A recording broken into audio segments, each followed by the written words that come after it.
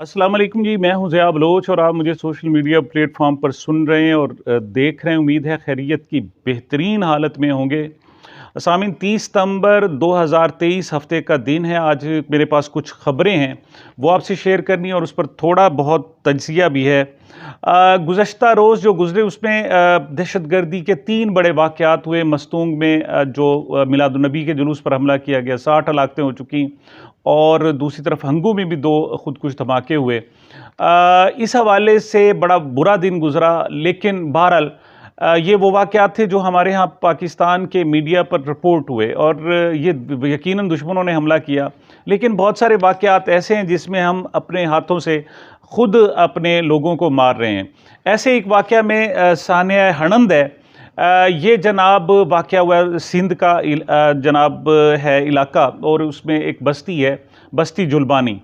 वहाँ पर ये वाक़या पेश हुआ है। सबसे पहले जब इसको रिपोर्ट किया गया तो उसकी नोयत ये थी कि जी कुछ दहशतगर्दों से मुकाबला हुआ है और शरपसंदों से और डाकुओं से, जिसमें जनाब कुछ पुलिस एहलकार और रेंजर्स के एहलकार ज़ख्मी हुए हैं और कुछ वो लोग मारे गए। और जैसे आमतौर तरीका होता है कि जनाब मुकाबला हुआ और अपनी साथियों की गोलियों से कुछ जनाब शरपसंद या डाकू जो है ना वो मारे गए। पहले इस तरह से इसको रिपोर्ट करके जनाब इस मामले को दबाने की कोशिश की गई, लेकिन ये ऐसे डाकू थे जिन्होंने अपने साथियों की लाशें सड़क पर रखी और 20 घंटे तक धरना दिए रखा। जब 20 घंटे के बाद हज़ारों से तकरीबन सैकड़ों हज़ारों लोगों ने जनाब वो धरना दिया, तो फिर लोगों को इसकी संगीनी का एहसास हुआ और फिर वहाँ लोग गए। और अब जनाब जो पुलिस स्टोरी बता रही है, एसएसपी हैदर रज़ा साहब हैं, उनका कहना ये है जनाब कि पुलिस और रेंजर्स की टीम जो थी सर्च ऑपरेशन के लिए गई थी माड़ी जुल्बानी में। तो वहाँ हम सर्च ऑपरेशन कर रहे थे, कुछ दहशतगर्दों की मौजूदगी की इत्तलात थी, तो वहाँ लोगों ने मज़ाहमत शुरू कर दी। तो वो कहते हैं जी पुलिस तो फिर वापस आ गई और जो रेंजर्स एहलकार थे उन पर पथराव किया गया, जिनमें से 5 एहलकार ज़ख्मी हो गए और जवाब में जनाब फायरिंग की गई उन शरपसंदों पर। तो वो जो लोग थे उनमें से 4 की हलाकत हो गई और 4 ज़ख्मी हो गए। इस पर पुलिस का कहना यह है कि हमने इस पर अपने दिफा में जनाब ये फायरिंग की और दिफा में गोली चलाई है।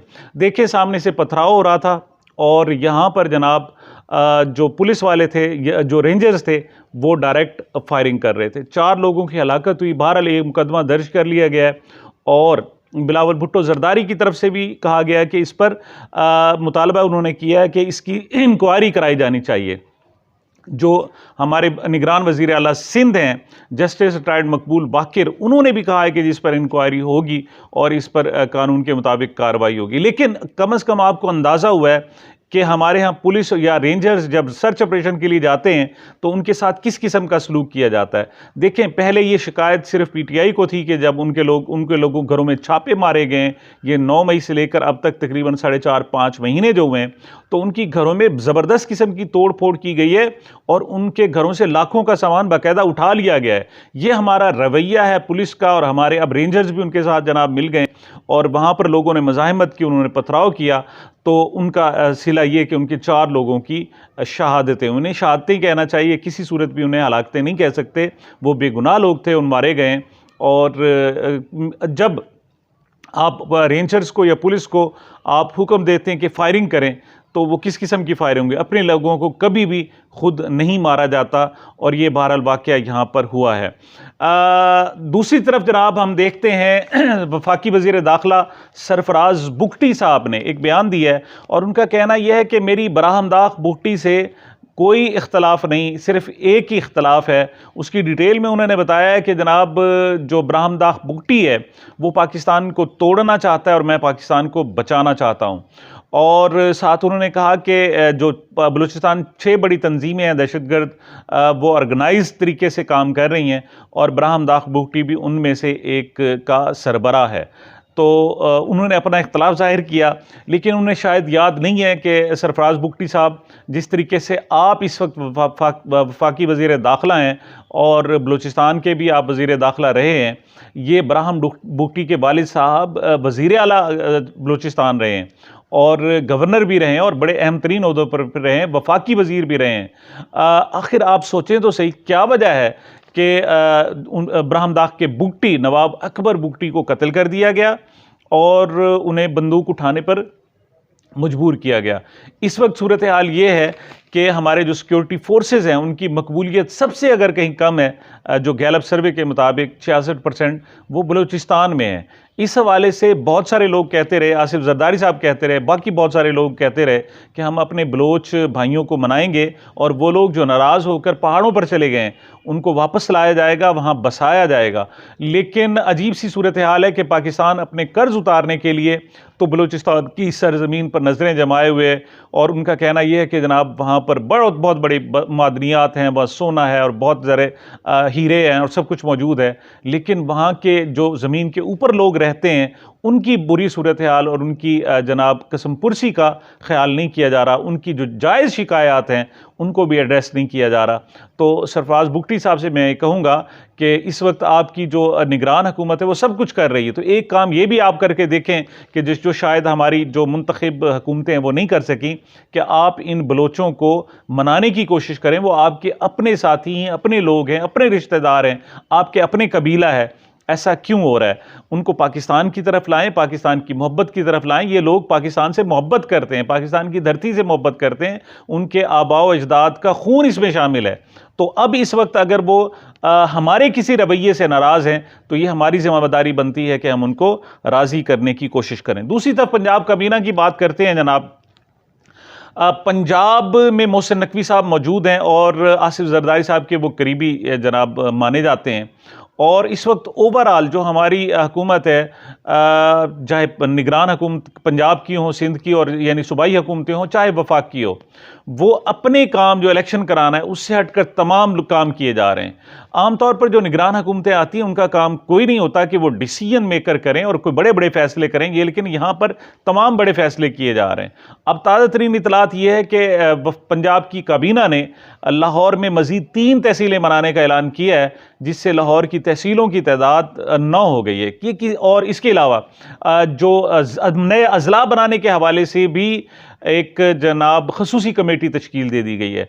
इसके अलावा सानिया जड़ावाला के हवाले से एक रिपोर्ट पेश की गई थी, जिसके बाद निगरान सूबाई काबीना ने जो सानिया जड़ावाला पर JIT बनाने का फ़ैसला किया था उसे वापस ले लिया गया है।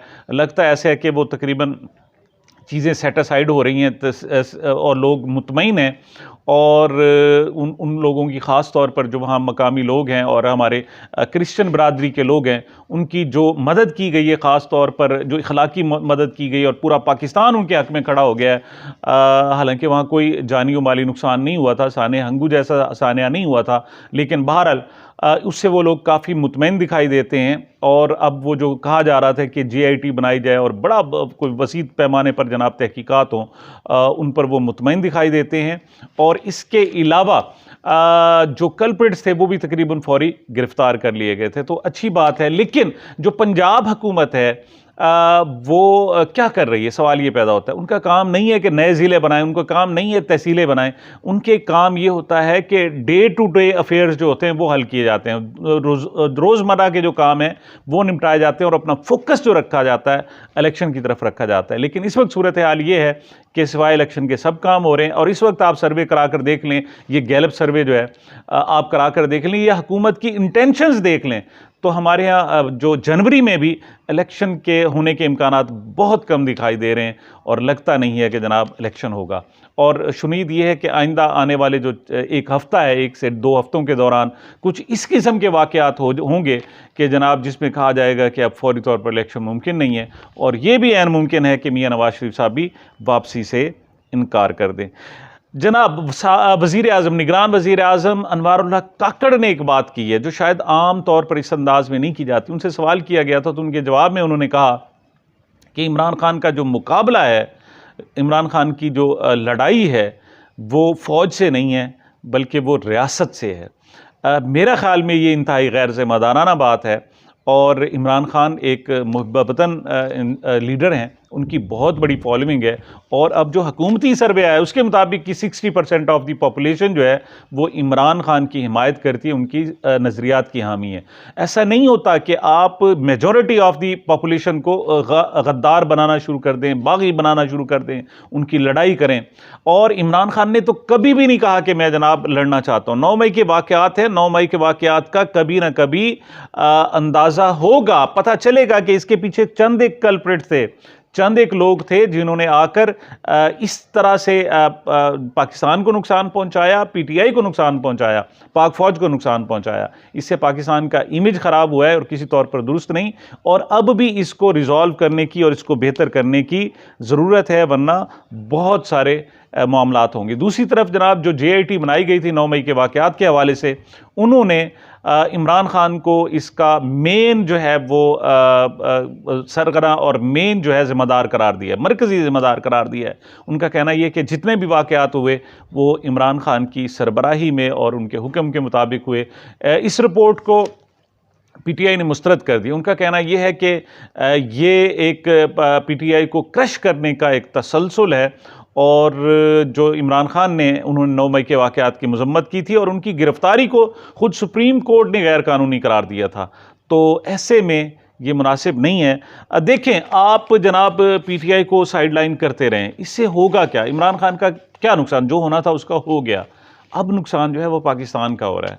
अब पाकिस्तान में डेमोक्रेसी का, जमहूरियत अगर कोई थोड़ी बहुत मौजूद थी, उसका नुकसान है और पाकिस्तान का नुकसान हो रहा है। और ये पाकिस्तान का नुकसान जो है वो किसी को भी ज़ेब नहीं देता।